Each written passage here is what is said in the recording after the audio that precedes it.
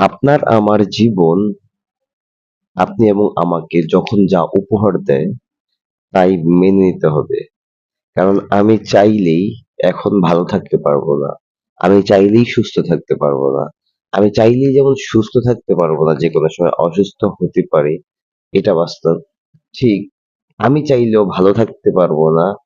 আমি চাইলেও খারাপ হতে পারবো না। আমি চাইলেও বড়লোক হতে পারবো না। আমি চাইলেও গরিব থাকতে পারবো না। সবকিছু সবকিছুর ফয়সালা একজন থেকে আসে, ওপরওয়ালা থেকে আসে, আল্লাহ থেকে আসে।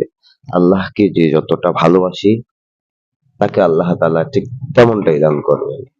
যতটুকু ভরসা করব, ভরসার মালিকও ঠিক আমাদেরকে সেভাবেই দিবে। তো আমরা নিজেরা কিছুই করতে পারি না, পরিপূর্ণ একই বিশ্বাস যদি আল্লাহর উপর থাকে, তাহলে আল্লাহ তাআলা কখনো যদি কোথাও কিছু দিয়ে কমতি দিয়েও রাখেন, ঠিক একটা সময় আল্লাহ তাআলা তা পূরণ করে দিবেন। সেজন্য আফসোস, হাহাকার এগুলো করার কিচ্ছু নেই। আমার টাকা না, আমার পয়সা না, আমার ধন দৌলত কিচ্ছু না। এগুলো আমার কাছে জাস্ট কিছু সময়ের জন্য আছে। যেকোনো সময় চলে যাবে। তো এগুলো নিয়ে আফসোস, বড়াই করার কিচ্ছু নেই।